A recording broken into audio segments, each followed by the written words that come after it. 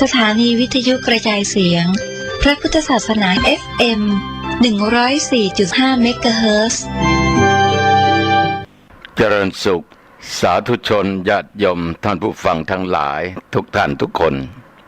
วันนี้รายการธรรมะณทางสถานีวิทยุศูนย์การเผยแผ่ธรรมของวัดฝายหินอำเภอเมืองจังหวัดเชียงใหม่ในคลื่น 104.50 ธรรมภาพตุเจ้าวัดหนองตองหางดงจังหวัดเชียงใหม่มาพบกับญาติกับโยม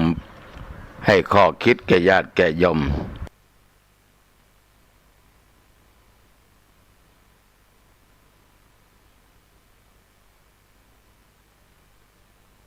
สัพพิติโยวิวัจจันตุสัพพะโลกโกวินัสตุมาเตภวะตวนตร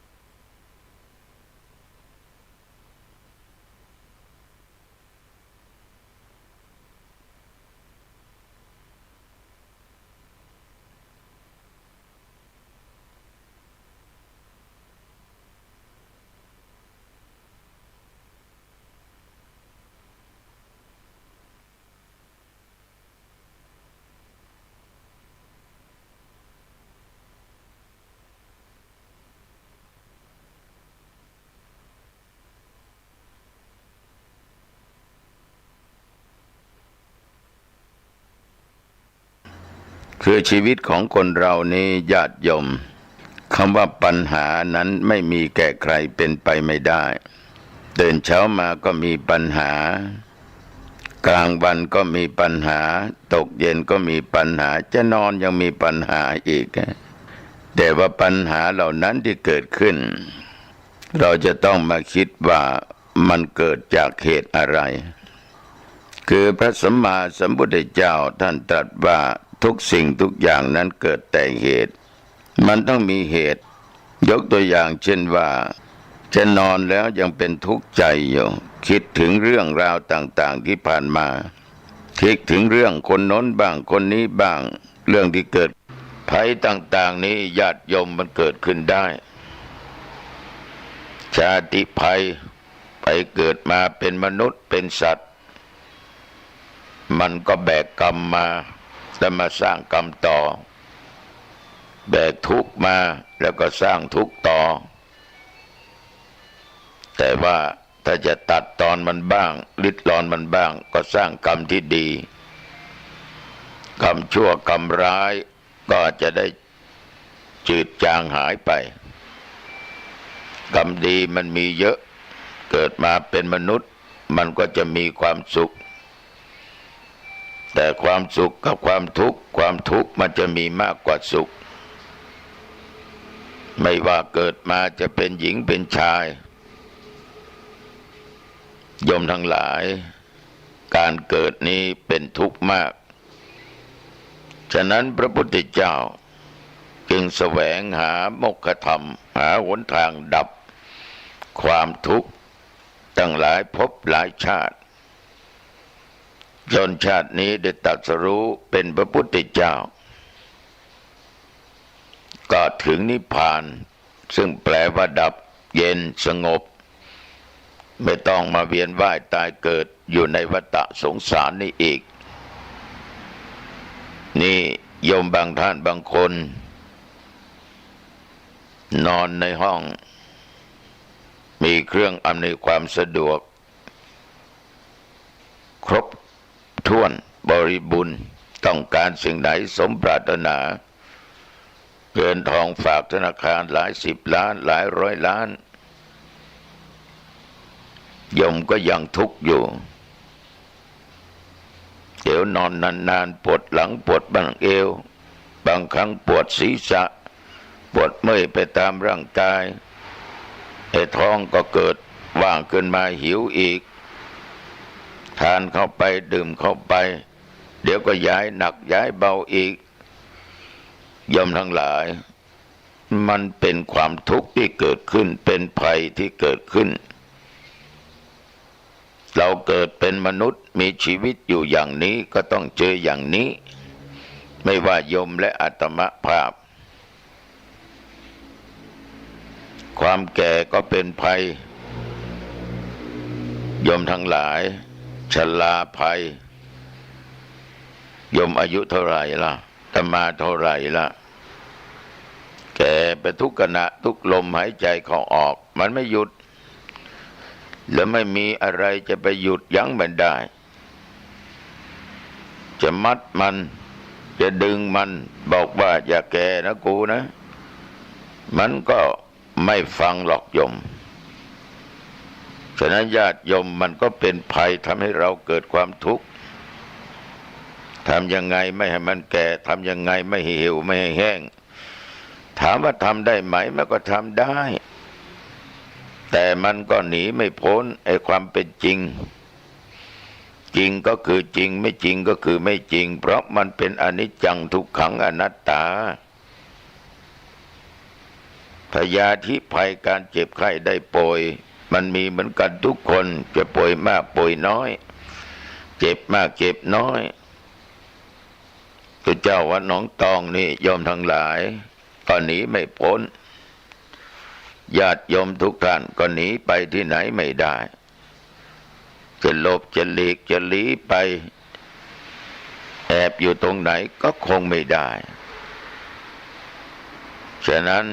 ญาติโยมเรื่องการเจ็บไข้ได้ป่วยมันก็เกิดขึ้นกับคนทุกคนแต่เราทั้งหลายนั้นพอที่จะป้องกันได้ในบางสิ่งบางอย่างเหมือนกับไข้เลือดออกถ้าช่วยกันกำจัดยุงสิ่งต่างๆไม่ว่าน้ำอะไรที่มันขังไม่ให้มันเพาะไม่ให้มันเกิดขึ้นมาโดยการคว่ำกะลาบ้างอะไรบ้างที่เป็นถังอะไรบ้างจิปาถะก็เป็นการป้องกันชนิดหนึ่งแต่จะป้องกันแบบโอหังว่ากูเนี่ยไม่เป็นแล้วไข้เลือดออกกูไม่เจ็บไม่ป่วยว่าไม่ได้เพราะพยาธิภัยมันเกิดขึ้นทุกขณะมรณะภัยรออยู่ข้างหน้าคือความตายญาติโยมทั้งหลายที่นำสิ่งเหล่านี้มาทบทวนว่าอยากให้โยมได้สติไม่ตั้งอยู่ในความประมาทเพราะความตายมันรออยู่เราทุกคนเดินเข้าหามันถอยไปข้างหลังไม่ได้เดินไปข้างหน้าหมดลมหายใจเข้าเมื่อใดตายหายใจเข้าไปมันไม่ออกตายเพราะมรณะภัยนี่เป็นภัยที่ทุกคนกลัวโยมทั้งหลายถ้าคนไม่รู้จักศีลไม่รู้จักธรรมไม่รู้จักสิ่งทั้งหลายนั้นมันเป็นอนิจจังอนิจจามันจะยิ่งกลัวเสียดายเงินกูที่อยู่อาศัยกูลูกกูผัวกูเมียกูไม่อยากตายแต่ถ้ากูไม่ตายมันก็ต้องตายโยมทั้งหลายเราเกิดมาเจอกันแล้วมันก็พรากจากกันไปมันอยู่ด้วยกันไม่นานหรอกโยมเดี๋ยวความตายก็พรากจากกันไปฉะนั้นอยู่ด้วยกันเนี่ยให้รักกันก็แล้วกันแต่มาเคยพูดบ่อยครั้งว่าเราทั้งหลายนี่เป็นสี่ยอดกุมารนะคือเราเป็นลูกของตถาคตคือพระพุทธเจ้าแต่มาเป็นพี่ชายคนโตคือพระสงฆ์เนี่ยเป็นพี่ชายคนโตเมื่อก่อนมี นางภิกษุณีแต่เดี๋ยวนี้มันไม่มีหรือมีน้อยเอาเน้นเข้ามาเลยเป็นน้องชายตมาภาพเป็นพี่ชายของโยมอุบาสกเป็นน้องคนที่สามโยมผู้หญิงเป็นน้องคนที่สี่เราสี่กุมารนี่โยมทั้งหลายเราต้องรักกันนะรักกันอย่าแตกแยกกันนะโยมนะให้รักกันศรัทธาสาธุชนเหตุใดถึงบอกให้รักกันเพราะไม่ช้าไม่นานโยมเราต้องจากกันเพราะมรณะภัยที่มันจะต้องเกิดมาข้างหน้าอย่างแน่นอนมีชีวิตอยู่เรารักกันเพื่อแผ่กันช่วยเหลือกันขอญาติโยมนึกเสียว่าเราเป็นพี่เป็นน้องกันให้มีความปรารถนาดีต่อกันจุนเจือช่วยเหลือกันพี่ตกยากลำบากน้องได้รับความทุกข์พี่ก็ช่วยพี่ไม่สบายพี่ลำบากน้องก็ต้องช่วยญาติโยมเราอยู่ด้วยกันสี่พี่น้องเป็นลูกของพระพุทธเจ้าใครได้ดิบได้ดีเราก็ยินดีกับบุคคลนั้นใครถูกลอตเตอรี่ใครขายลำไยได้เงินหลายล้านใครมีเงินมีทองมีข้าวมีของได้ยศถาบรรณศักดิ์ต้องยินดีกับเขาไม่ต้องไปอิจฉาริษยาเราเป็นพี่น้องเดียวกันให้เรานึกเสมอว่าวันนี้น้องเราได้ดิบได้ดีขอยินดีด้วยวันนี้พี่ชายได้ดีขอยินดีด้วยให้การสนับสนุนกันอย่าไปเกลียดอย่าไปอะไรกันให้ยินดีกับกันถ้าอะไรพี่ก็ดีน้องก็ดีทำไม่ถูกตาทำไม่ถูกหูทำไม่ถูกใจต้องอุเบกขาเฉยและรู้จักคำว่าให้อภัยถ้าเรารู้จักคำให้อภัยแล้วโยมทั้งหลายสบายนี่โยมกลางวันนี้ได้มีปากมีเสียงกับใครบ้างล่ะบางคนได้ยินได้ฟังได้รู้ได้เห็นสิ่งที่ไม่ชอบมีปากมีเสียงกับคนโน้นคนนี้ขนาดตุเจ้าเทศนะบรรยายธรรมนะมันยังโกรธอยู่มันมีความทุกข์หูได้ยินเสียงธรรมะจากตุเจ้าแต่ใจนี่นึกไปแล้วว่าพวกนี้กูต้องเจอมึงแขนนี่ต้องชำระแต่ไม่ได้ชำระกูจะไม่ให้แขนแม้จะไม่หายแขนโยมทั้งหลายอย่านะโยมนะมันเป็นความทุกข์ที่จะติดตามตัวเราไปทุกคนทุกแห่งในฐานะเราเป็นพี่น้องเดียวกันต้องนึกเสมอว่ามรณะภัยนั้นนะมันจะทำให้เราจากกันไปทุกวันนี้ก็จากเราไปเยอะอาตมาได้รับกิจนิมนต์ไปเทศที่โน่นไปเทศที่นี้บางคนก็มีอายุแก่กว่าอาตมาภาพบางคนก็รุ่นราวคราวเดียวกันบางคนก็อ่อนกว่าน้องทั้งหลายไปเยอะแล้วศรัทธาสาธุชนตุเจ้าเขาฝากไว้ก่อนที่ญาติโยมจะหลับจะนอนจะพักผ่อนนั้นก็ขอญาติโยมทั้งหลายนั้นจงระมัดระวังภัยภายนอกที่จะมากับตัวเองก็เกิดจากพวกมนุษย์นี่แหละภัยธรรมชาติทั้งหลายจากสัตว์ร้ายบ้างจากคนบ้างภัยธรรมชาติฝนตกน้ำท่วมไฟไหม้เกิดจากมนุษย์น้ำท่วมเป็นเรื่องของธรรมชาติซึ่งเราทุกคนก็ไม่อยากให้มันเกิดแต่มันก็เกิดพี่น้องหลายแห่งหลายที่ก็ประสบสิ่งเหล่านี้แต่ถ้ามาดีใจอย่างนะโยมนะเกิดเป็นคนไทยบนผืนแผ่นดินไทยเรามีองค์พระมหากษัตริย์ มีสมเด็จพระนางเจ้าสิริกิติ์พระบรมราชินีนาถเป็นคู่บารมีของพระบาทสมเด็จพระเจ้าอยู่หัวมีพระบรมวงศานุวงศ์ทุกพระองค์นั้นเกิดเพศภัยที่ไหนพระองค์ทุกพระองค์นั้นทรงมีพระเมตตาช่วยเหลือประสบนิกรของพระองค์มีถุงยังชีพไปแจกที่นั่นไปมอบที่นี่โยมทั้งหลายท่านเหล่านี้ทรงห่วงเรามากเราทุกคนห่วงพระองค์ท่านหรือไม่รักทุกพระองค์หรือไม่คนมีเงินหลายร้อยหลายพันหลายหมื่นหลายแสนล้านโยมทั้งหลายเขาช่วยเขาแจกถุงยางชีพไหมอาตมาไม่เคยเห็นจะพบปะกับพวกเราทั้งหลายนี่แหละที่เป็นพี่น้องกันที่ไม่ร่ำไม่รวย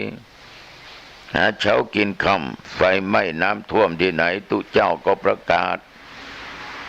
ญาติโยมไปมีอาหารข้าวปลาอาหารแห้งมารวมกันนะเดี๋ยวอาตมาจะไปแจกร่วมกับญาติกับโยมไฟไหม้ที่ไหนคณะสงฆ์ผู้เป็นพี่คนโตนั้นก็จัดการเราสงเคราะห์ซึ่งกันและกันน้องๆก็ช่วยพี่ในหลวงท่านพระราชินีท่านพระบรมวงศานุวงศ์ทุกพระองค์ทรงมีพระเมตตาต่อพวกเรานี่โชคดีที่เกิดในบนผืนแผ่นดินไทยแห่งนี้ญาติโยมศรัทธาสาธุชนท่านผู้ฟังขอให้ระมัดระวังภัยเราก็สามารถป้องกันได้อย่าเห็นแก่ตัวทำลายป่าไม้ถ้าป่าไม่มีฝนตกมาไม่มีอะไรเก็บน้ำเพราะไม่มีต้นไม้ภูเขาต่างๆโยมทั้งหลายไม่มีไม้เวลาฝนตกมันก็ไหลลงที่ต่ำไหลมาหมดถ้ามีต้นไม้มันก็อุ้มไว้บ้างเก็บไว้บ้างถึงหน้าแล้งฝนไม่ตกมันก็คลายออกมาเลี้ยงพวกเราอีกจะกินจะใช้ในการเกษตรก็ได้สะดวกสบายนี่แหละมนุษย์มันเห็นแก่ตัวญาติโยมขอฝากไว้กับโยมทุกคนด้วยนะลองนำไปคิดพิจารณาดูก่อนที่จะนำธรรมชาดกมาเทศน์ให้โยมฟังก็ขอประกาศอนุโมทนาต่อญาติต่อโยมทุกท่านทุกคน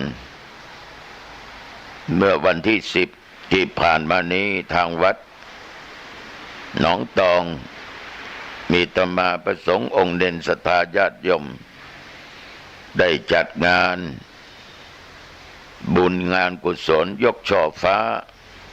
ยกฉัตรขึ้นไปไว้บนหลังคาวิหารตอนบ่ายมีการถวายทานสลากพัด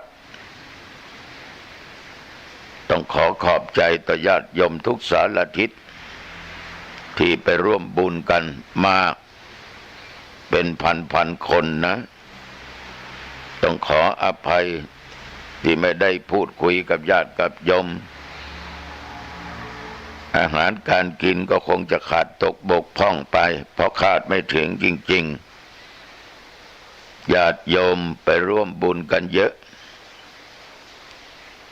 ขอบใจโยมจินดาที่นำจตุปัจจัย100,000 บาทไปช่วยในการติดฝ้าเพดานวิหารโยมสุรศักดิ์เพื่อนคำอันเป็นผอ.เรือนจำที่จังหวัดขอนแก่นพร้อมคณะญาติพี่น้องนึกถึงพ่อนึกถึงแม่ผู้ที่ให้กำเนิดเกิดกตัญญูกตเวทัยทำบุญติดฝ้าเพดานอีก200,000 กว่าบาท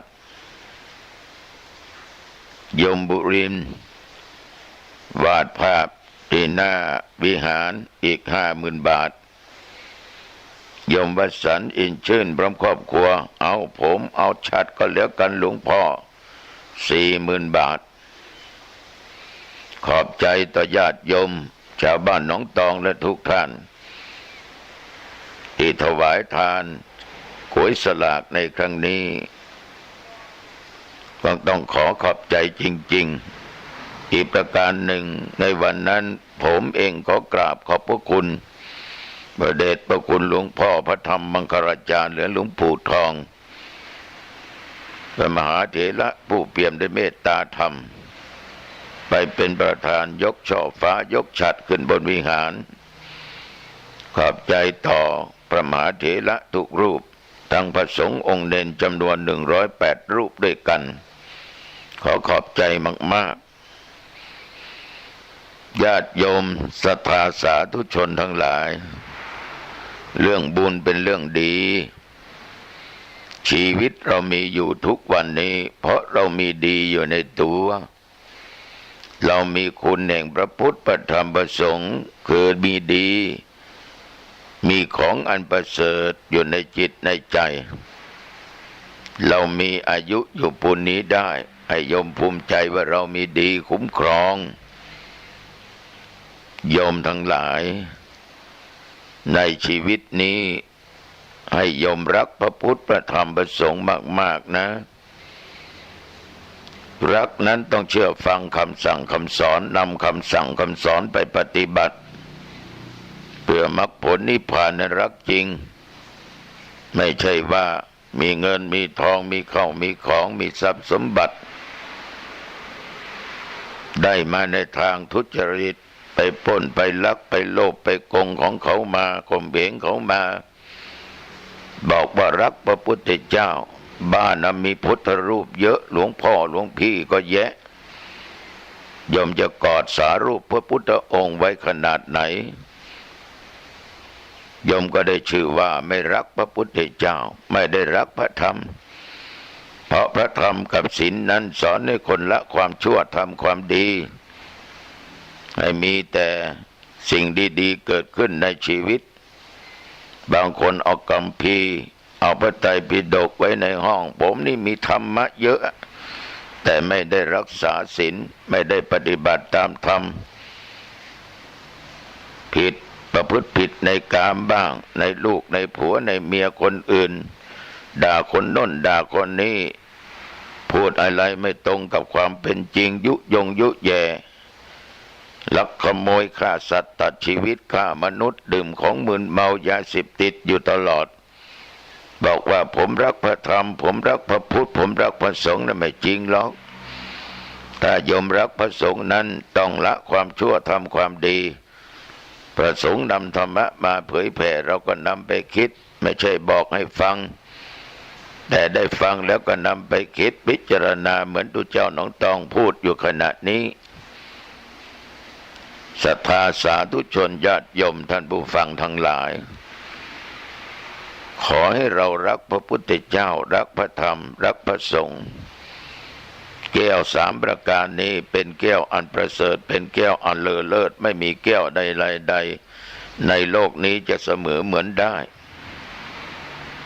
โยมที่นั่งที่นอนฟังธรรมภาพนี้มั่นใจนะว่าโยมรักพระรัตนตรัยอย่างแท้ไม่ได้รักเพียงแต่วัตถุคือสารูปตลอดคัมภีร์ไม่ได้รักพระสงฆ์เพราะว่าให้เลขแม่นศรัทธาสาธุชนสังคมปัจจุบันมันเป็นอย่างนี้ถ้าอย่างนั้นโยมไปเห็นไม้ตะเคียนที่ไหนเอาแป้งเขาโรยเอามือถูกูรักไม้ตะเคียนต้นนี้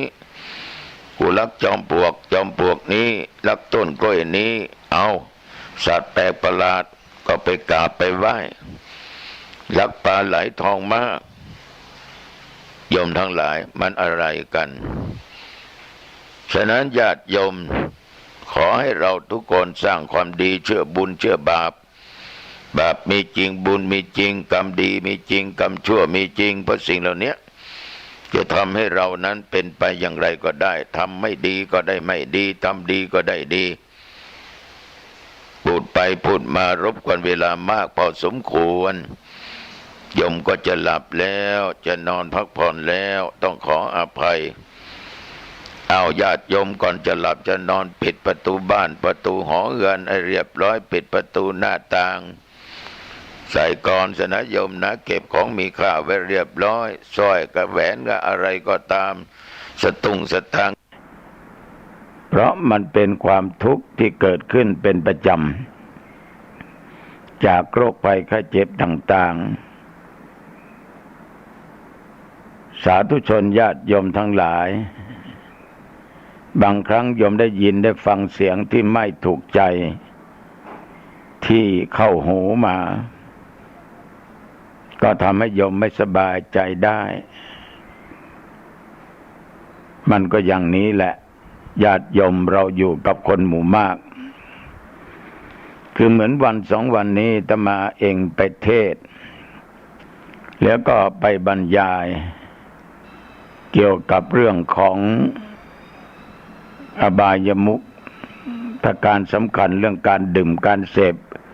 ของมึนเมาก็ได้มีพระที่เป็นวิทยากรนั้นท่านก็มีความตั้งใจดีแหละร่วมกับโยมเจ้าหน้าที่ก็จัดให้มีการเสวนาอบรมฟังกันในสถานที่แห่งหนึ่งก็ล้วนแต่เป็นเจ้าหน้าที่ทั้งนั้นมีหน้าที่ทั้งนั้นเป็นพ่อแบบแม่แบบทั้งนั้นวันนั้นอาตมาเองเป็นนั่งฟังโอ้โหผลปรากฏว่าฟังไม่ได้ที่เขารับการอบรมก็นั่งคุยกันหันหน้าตั้งเก้าอี้เข้าหากันคุยกันใครจะพูดบนเวทีใครไม่พูดไม่สนใจก็จะคุยเสียอย่างไอ้ข้างล่างหูก็ได้ฟังข้างบนวิทยากรก็พูดแต่วันนั้นโยมทั้งหลายทางเจ้าหน้าที่และพระนั้นท่านก็หวังดีต่อทุกคนแต่การพูดจาอะไรนั้นขอโทษโยมนะถ้าโยมเป็นนักพูดนักปาฐกนั้นขอบิณฑบาตทำไมมันดังดีก็อย่าได้เอาไมค์มาใกล้ปากเสียงมันจะดังแล้วมันจะพร่ามันฟังไม่รู้เรื่องเรากระแทกเข้าไปไอ้คนที่อยู่ข้างล่างมันก็ไม่อยากจะฟังมันก็นั่งคุยกันฉะนั้นการใช้ไมค์พูดจะต้องระมัดระวังเพราะนั้นการประชุมฟังไม่รู้เรื่องได้ผลน้อยที่สุดอาตมาก็กล่าวปิดวันนั้นก็ต้องเตือนสติกันหน่อยว่าวันนี้พวกเราล้วนแต่เป็นผู้นำทุกครั้งเราอยู่บ้านเราอยู่หมู่บ้านตำบลเราเป็นผู้นำเราสั่งคนโน้นทำอย่างนั้นคนนี้ทำอย่างนี้สั่งให้ลูกบ้านพัฒนาถนนหนทางสั่งให้ลูกบ้านดูเกี่ยวกับยุงบ้างอะไรบ้างจิปาถะคนไหนไม่เชื่อฟังโยมก็จะมีอารมณ์แต่วันนั้นท่านที่มาพูดท่านก็ตั้งใจพูดแต่โยมไม่ได้ฟังกันอาตมาก็กล่าวเตือนสติสัมปชัญญะว่าเราทุกคนเป็นผู้ใหญ่แล้วถ้าการประชุมมีอย่างนี้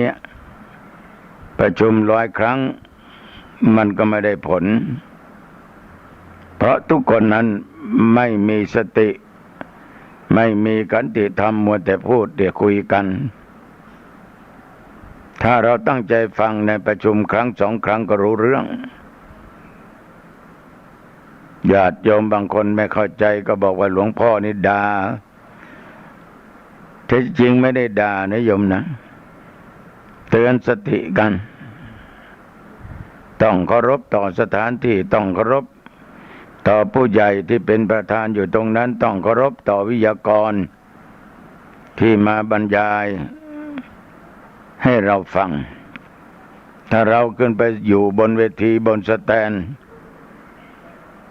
เรามีโอกาสเวลาได้พูดไปเขาก็ไม่ฟังนั่งคุยกันเราจะคิดอย่างไรฉะนั้นมันต้องใจเขาใจเราวันนั้นบังเอิญญาติโยมจะมาพกยาทำใจไปยาก้อนนี้เป็นยาทันใจแก้ปวดหัวปวดเนื้อปวดตัวมีไข้ต่อมาเปลี่ยนเป็นยาทำใจต่อมาก็พกยาทำใจไปกับตัวทุกคนทุกแห่งนะเกิดว่าเวลาปวดหัวถูกกระแทกแดกดันไม่ว่าเสียงไม่ว่าคำพูดที่ถูกและไม่ถูกก็ตามเราก็มียานี่แหละให้เราได้ทานให้เราได้รู้ว่ามนุษย์คนเราเนี่ยมันจะอย่างที่เราคิดเสียหมดมันเป็นไปไม่ได้มันจะมีทั้งชอบและไม่ชอบสิ่งไหนที่ไม่ชอบวันนั้นก็เลยทำใจ ทำใจเรียกว่าปรงใจได้ปรงตกได้เหมือนกับญาติกับโยมอยู่ในสถานที่ทำงานถ้าใครพูดมาไม่สนอหูฟังแล้วไม่ลื่นหูโยมก็ต้องใช้ยาทำใจอย่าโกรธอย่าพูดอะไรออกไปแบบรุนแรงเราจะต้องทำใจถูกใจบ้างไม่ถูกใจบ้างเราก็ต้องทำใจเหมือนกับเวลานี้ญาติโยมทุกคนนั่งฟังตัวเจ้าวัดหนองตองให้ธรรมะให้ข้อคิดบางทีก็อาจไม่ถูกใจโยมก็ต้องทำใจจะมาไปที่ไหนก็มีเพื่อนอยู่2 คนเป็นเพื่อนสีเพื่อนตายกันก็คือโยมสติกับโยมขันติ2 ชื่อนี้ติดตามไปทุกคนทุกแห่งญาติโยมท่านสาธุชนทั้งหลายถ้าสิ่งไหนที่เราฟังแล้วมันไม่สนอหูฟังไม่เข้าหูเราต้องทำใจแล้วระวังสติมันจะขาดต้องมีสติกำกับอยู่ตลอดเวลาอย่าแสดงอาการอะไรออกมาให้เขาเห็นอย่าเปิดเสื้อให้เขาเห็นหลังโยมทั้งหลายถ้าเราทำใจไม่ได้แล้วก็ขาดสติมันจะแสดงออกสิ่งที่เลวร้ายสิ่งที่ไม่น่าคาดว่าจะเป็นอย่างนั้นเป็นอย่างนี้มันก็เป็นขึ้นได้เหมือนกับบางคนนี่ญาติโยมขาดสติขาดขันติคือความอดทนและอดกลั้นต่ออนิจจารมณ์คืออารมณ์ที่ไม่ชอบหรือชอบสิ่งนั้นแต่ไม่ได้สมปรารถนาโยมทั้งหลายเราต้องใช้ยาทำใจนะต้องใช้ยาทำใจแล้วก็ต้องใช้สติตึกตองพิจารณาขันติต้องอดทนอดกลั้นแล้วทุกอย่างมันก็จะผ่านไปทุกวันนี้โยมไม่ค่อยทำใจนะถือเอาอาวุธเป็นใหญ่อย่าขาดสติทำอะไรลงไปนะโยมนะถ้าทำไปผิดศีลผิดธรรมผิดกฎหมายบ้านเมืองเราจะได้รับทุกข์ทรมานถูกลงโทษกฎคือกฎกฎหมายคือกฎหมายระเบียบคือระเบียบเราจะไปฝ่าฝืนไม่ได้จะไปบอกว่าขอโทษนะเมื่อกี้นี่ผมขาดสติไปไม่ได้ญาติโยมฉะนั้นอาตมาไปไหนต้องมีเพื่อนสนิทคือโยมสติกับโยมขันติธรรมติดตามไปทุกคนทุกแห่งลืมไม่ได้ต้องทำใจ ใครจะว่าใครจะด่าใครจะสอนใครจะทำอะไรเราก็ใช้ปัญญาพิจารณาตรึกตรองอย่าเอาใจตัวเองว่าถ้าเขาพูดมาเขาทำมาพิจารณาแล้วมันถูกต้องถึงไม่ถูกใจเราก็ต้องทำใจนี่ฝากกับญาติกับโยมเกิดว่าโยมไปพบหมู่คณะในสถานที่ทำงานก็ดีหรือเดียวเดินไปเที่ยวตลาดก็ดีจะไปมิกซีโลตัสแมคโครหรือตามเซเว่นต่างๆห้างร้านต่างๆสิ่งไหนที่ไม่ถูกหูไม่ถูกตาไม่เตะอุดังตัวเองไม่ถูกจมูกกลิ่นเหม็นโยมก็ต้องทำใจถ้าโยมไปถือสาหาโทษโกรธด่าละลานคนนั้นคนนี้ด่าไม่มีที่สิ้นสุดถ้าถามว่าทำไมด่าล่ะมันสะใจก็แสดงว่าทำใจไม่ได้คนเราถ้าทำใจไม่ได้อยู่ด้วยกันเนี่ยโยมมันจะมีแต่ความเดือดร้อนมีแต่ความหายนะที่จะเกิดขึ้นศรัทธาสาธุชนญาติโยมในชีวิตของคนเรานี่โยมมันจะหลีกเลี่ยงตัวปัญหาไปไม่ได้ตราบใดที่เรายังวนว่ายตายเกิดอยู่ในโลกสงสารนี้เราต้องเจอทั้งทุกข์และทั้งสุขปะปนกันไปท่านทั้งหลายสิ่งที่ทำให้เราเป็นทุกข์สิ่งที่ทำให้เราต้องเวียนว่ายตายเกิดอยู่ในวัฏสงสารนี้ท่านบอกว่าก็คือตัณหาก็คือความทะยานอยากกามตัณหาอยากในกาม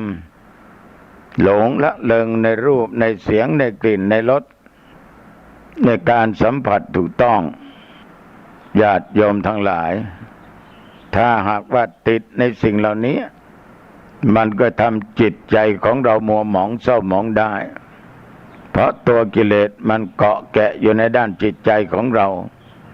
ฉะนั้นญาติโยม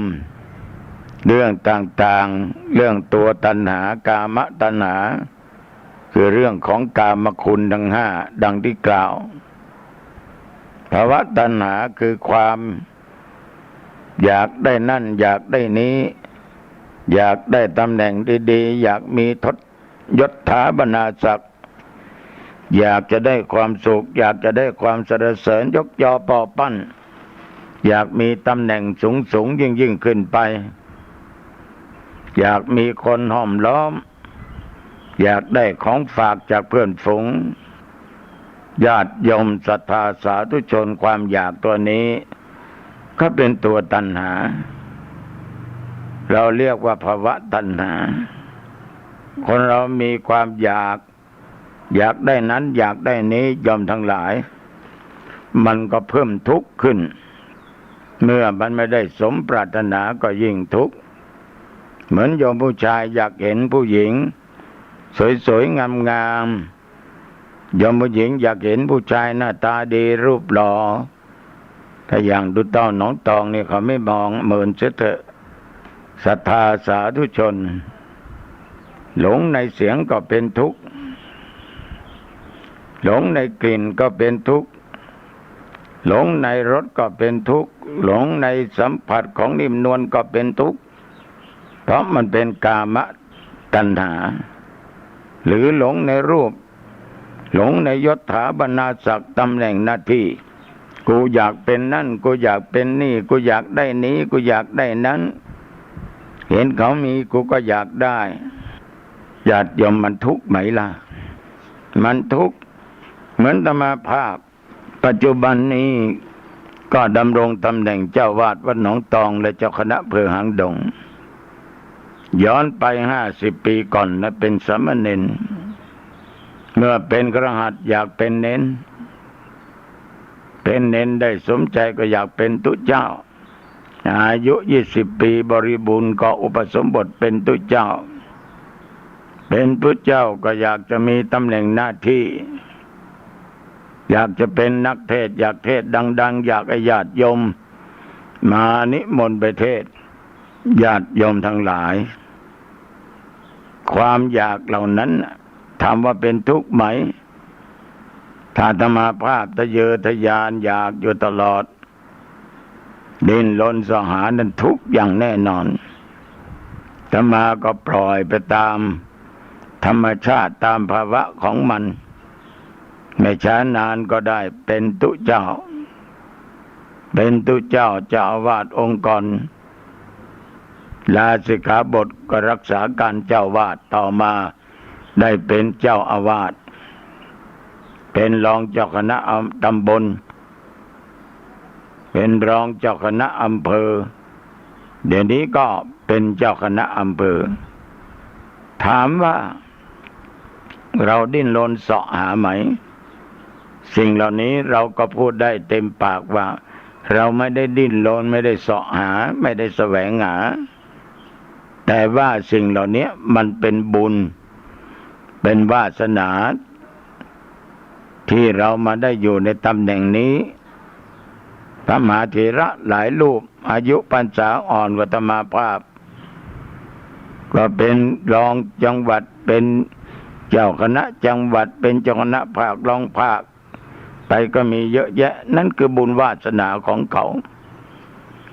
แต่อันไหนที่เราอยากและดิ้นรนนั้นไม่ได้มาด้วยเล่ห์ต้องเอาด้วยกลถ้านั้นก็ด้วยมนต์ด้วยคาถาถ้าอย่างนี้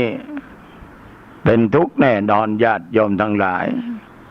เป็นทุกข์แน่นอน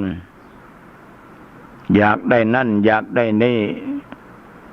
มีโทรศัพท์1 เครื่องไม่พอใจก็ต้องมี2นะได้หลายๆเบอร์มันก็ดีนะถ้ามันไม่ได้ผิดหวังก็เกิดความทุกข์ได้มาก็เป็นทุกข์ต้องดูแลรักษามันกลัวมันเสียกลัวมันตกน้ำกลัวมันตกหล่นโยมทั้งหลายความอยากได้นั้น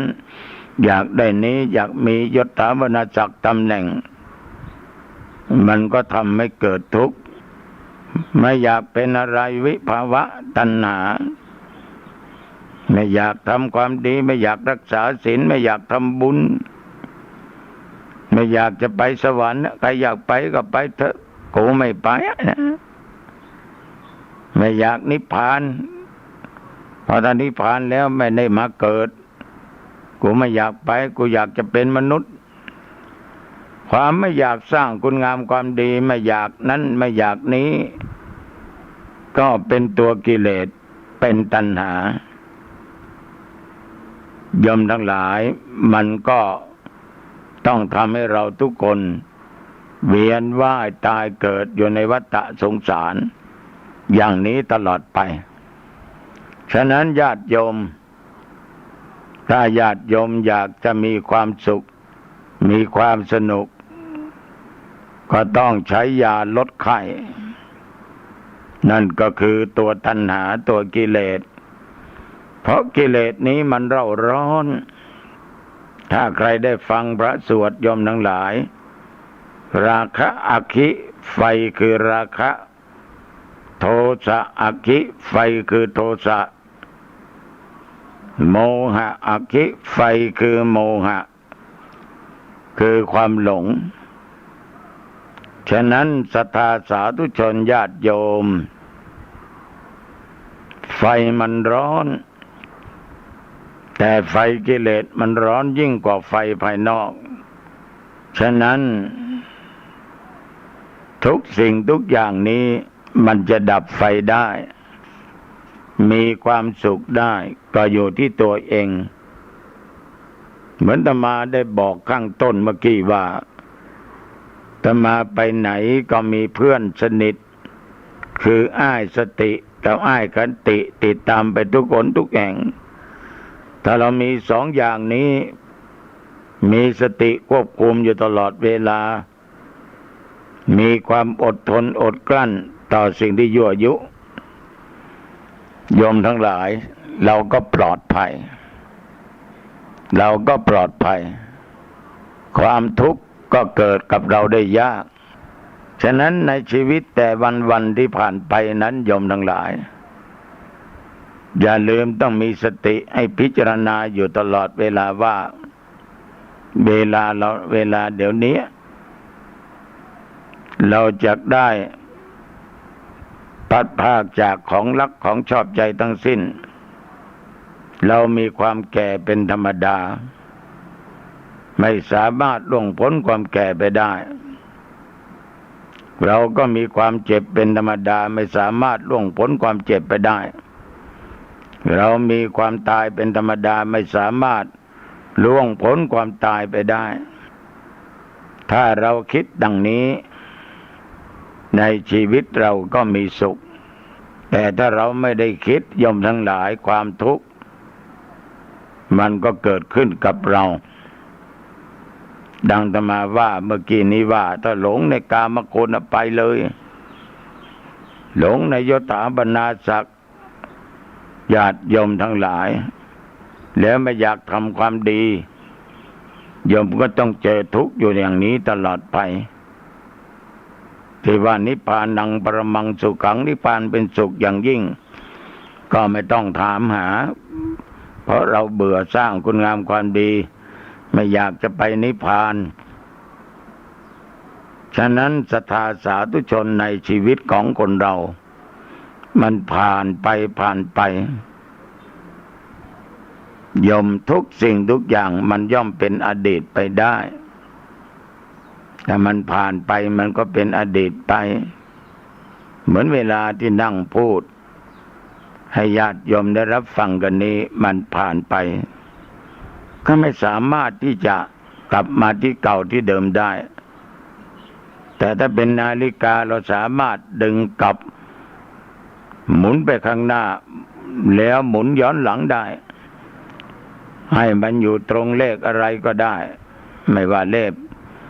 เข็มสั้นเข็มยาวนะโยมนะแต่ว่าชีวิตของคนเรานี้มันผ่านไปมันไม่สามารถที่จะเอาคืนมาได้เมื่อรู้กันอย่างนี้ญาติโยมอย่าได้ประมาทอย่าได้ลาสาอย่าเลินเล่อเพราะอาตมาเคยพูดกับโยมว่ามีภัยอีกชนิดหนึ่งที่รออยู่ข้างหน้านั่นคือมรณะภัยคือความตายไม่ช้าไม่นานไม่ว่าโยมและอาตมาภาพใครก็ตามนะมันต้องเจอมันจะหลบจะหลีกจะลี้จะหนีไปอยู่ไปซ่อนตรงไหนก็หนีไม่พ้นนะทุกเพศทุกวัยทุกสถานะจะมีอำนาจจะมียศถาบรรดาศักดิ์ยิ่งใหญ่ขนาดไหนมันก็หนีไม่พ้นฉะนั้นโยมต้องพยายามละตัวตัณหาทั้งกามตัณหาภวตัณหาวิภวตัณหาโยมไปที่ไหนนะต้องเอายาทำใจไปด้วยเพื่อจะได้ทำใจแล้วต้องเอาเพื่อนสนิทมิตรสหายที่ดีคือคุณสติกับคุณขันติติดตามไปเพราะเขาจะปกป้องเราไม่ให้พลั้งเผลอคนเหล่านี้บางครั้งไม่มีธรรมะอยู่ในจิตในใจทำอะไรลงไปมักจะพลั้งเผลอ